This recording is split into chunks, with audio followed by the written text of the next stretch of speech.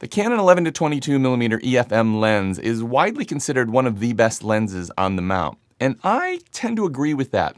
And I put it sort of side by side with the Sigma 16mm f1.4. These are two of the best lenses that you can buy for the EFM mount. And probably what sets this lens apart from many of the other EFM mount lenses is its versatility. This is a perfect vlogging lens. It's a perfect real estate lens, even for professional real estate photography. It's great for cityscape and landscape. You can do so much with this lens because it is extremely versatile. And on top of that, the optical performance is excellent. It is one of the sharpest lenses you can get on the mount. And also, excitingly, this lens is actually quite well priced. And I've seen a couple of really good deals on this lens recently, and I will link those in the description down below. And I think when you look at the versatility plus the really reasonable price, it really is kind of a no-brainer if you've got an EFM camera. And the first thing you're going to notice when you pick up this lens is for an 11 to 22mm lens, this thing is tiny. I mean, I think this is probably the smallest lens that can cover an APS-C size sensor that does this range. It is absolutely tiny, and it's super lightweight. But beyond that, it's still got excellent build quality. Like, you are looking at an all metal body, you are looking at a metal mount.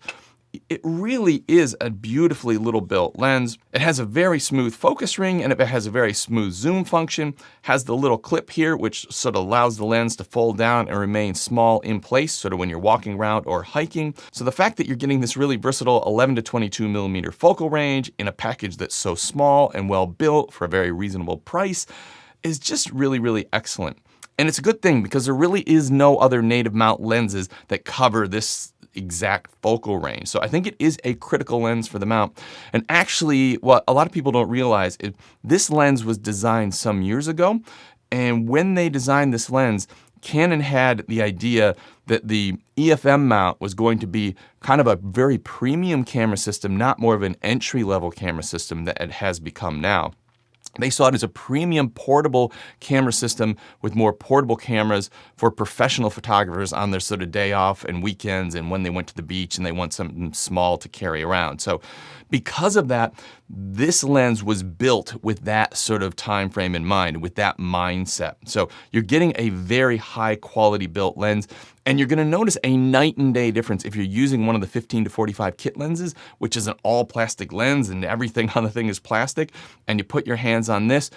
It is a completely different experience. This is a very, very premium lens. Now, one of the questions that probably needs to be asked is, what are you getting out of this lens that you are not getting with the kit lens? Because the kit lens goes down to 15mm, where this goes down to 11mm, and from 15 to 22mm, these two lenses are overlapping. So that series of the focal range, you are basically getting the same out of both lenses. You're just getting that extra 4mm on the wide end with the 11 to 22. Well, there's two key things you're going to get with the 11 to 22 that you're not going to get with the 15 to 45 kit lens.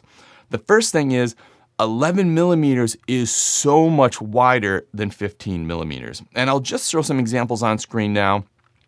Honestly, the difference between 11 and 15 doesn't sound like a lot, but the way that camera lenses work, the more those millimeters drop, the lower that number. It just gets wider and wider and wider and really opens up. So the difference between 11 and 15 is huge.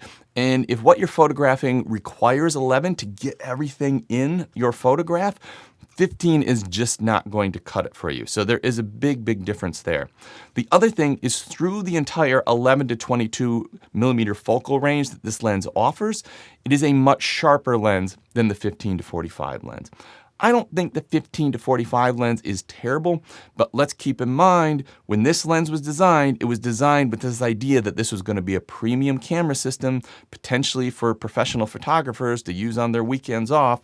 And we're comparing that to what is now the 15 to 45 kit lens, which was really designed as an entry-level plastic kit lens to keep the price down on the camera. So you're going to get a totally different optical performance comparing these two lenses. Now, if you own this lens, you're buying this lens, there are a couple accessories I recommend. The first is a lens hood. I think it's around $10 or something like that. And importantly, this lens hood does two things. One, it stops light coming from the side and hitting the front of the lens and causing sort of diffraction or flares and removing contrast from your photos. So by using a lens hood, you are going to get better quality photos, more contrast in your photos, and more detail in your photos in a number of different situations. The other thing I recommend is a lens filter for the front, a UV filter.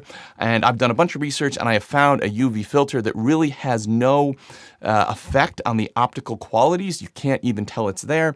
And I think it's $20 or under $20 or something like that.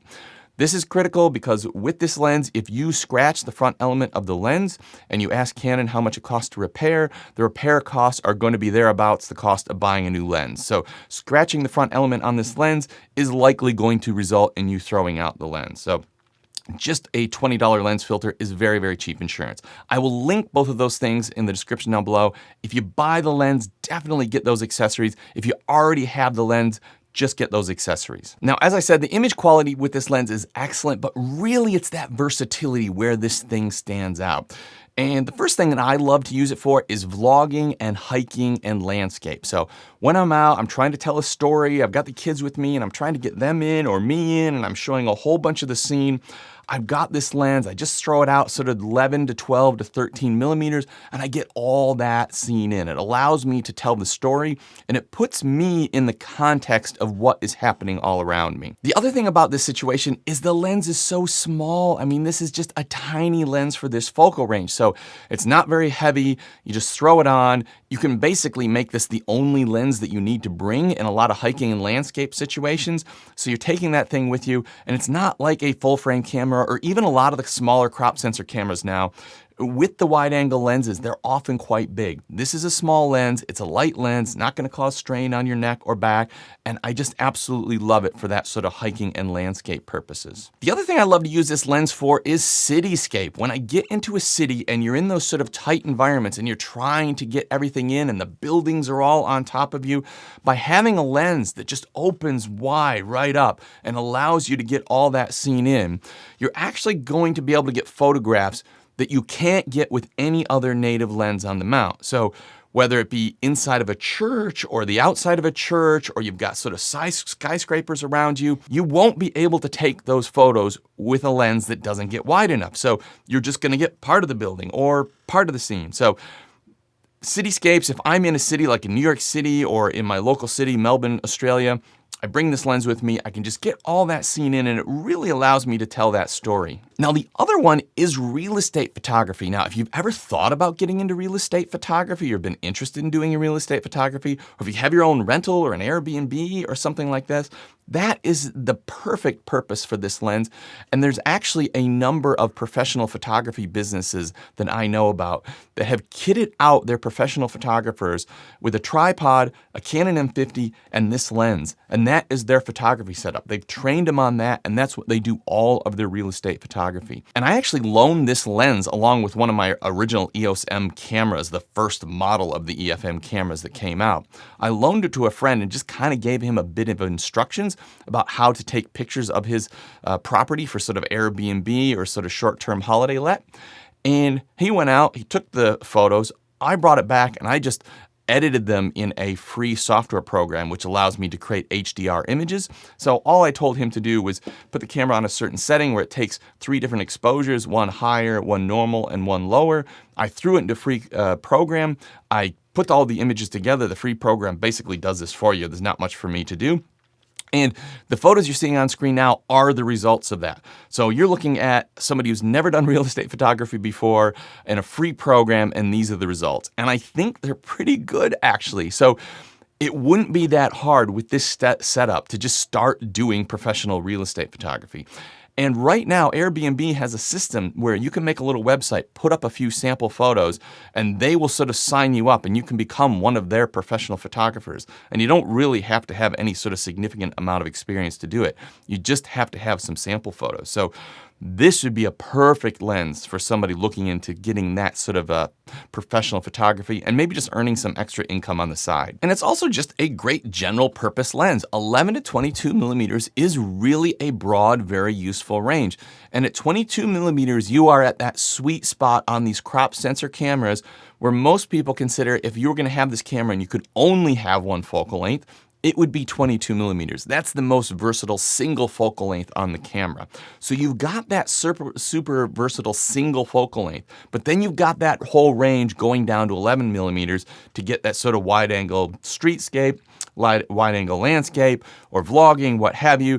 So this is a super versatile lens just for general purpose photography. So you really can put this lens on your camera and at times just be the only lens you need. Now, are there any drawbacks to this lens? Yes, there is one somewhat major drawback depending on what you're doing.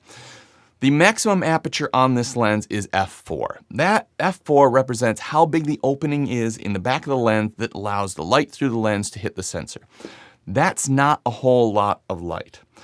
That means in darker situations, you are going to potentially end up with sort of grainy or blurry photos. This is sort of internal, sort of maybe inside a church or inside a museum, or you're at a birthday parties indoors. Now, somewhat this can be compensated with the good image stabilization. So if you stand very still, make your shutter speed a little bit longer, you can still capture some halfway decent photos. But if you are in a dark environment, particularly sort of like nighttime stuff, this is really not going to be the lens for that. So this is really strictly a daytime good light lens. Now, on completely the other end of the spectrum, if you are interested in a lens for sports and wildlife photography on the EFM mount, I've just thrown a video on screen now. This is absolutely the best lens for those purposes.